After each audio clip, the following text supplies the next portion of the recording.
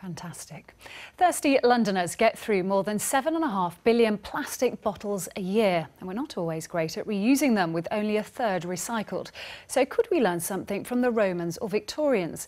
The Museum of London has put together items from its archive that show our imaginative reuse of household objects over the centuries. Wendy Hurrell has been taking a look. Whether on an industrial scale or in minute detail, recycling materials is a modern-day concern, despite our throwaway society. Make do and mend, that well-worn phrase. It became a mantra in the Second World War. But you know, the concept was nothing new. Take this Roman pot, for example, stuck back together 2,000 years ago with glue made from tree resin. These are lead plugs for medieval vessels, and snapped wine glass stems were held back on with wire. When I break wine glasses, I don't go to those lengths to fix them. Very unsightly, but does the job, and as just a valuable object, people would, could have carried on using it. Ours wasn't the only generation that knew there was money in rubbish. 18th and 19th century dustmen reaped the rewards.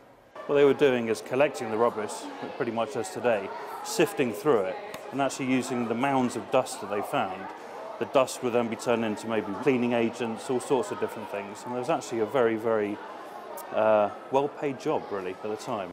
As for clothing, these 18th century shoes are made from fabric woven 100 years before, refashioned, just as designers do today. So these are compression suits originally made for the Chinese and Russian military.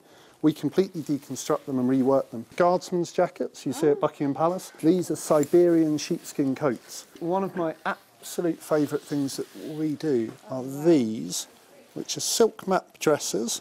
And rather than being printed, they're original 1950s silk maps. For me, kind of going out finding those original items, it's kind of like archaeology. Going out, finding those bits and then giving them a new life, that really excites me. The more we can do to defeat this, this idea that actually you can just throw something away after one or two wears, That thing's been made with love, attention, care. It's been shipped invariably all the way across the world, and for it then to end up in a bin within a few weeks, that's really, really quite worrying. So, one generation's junk is another's treasure. But quite what they'll make of our rubbish millennia from now is anybody's guess. Wendy Hurrell, BBC London News.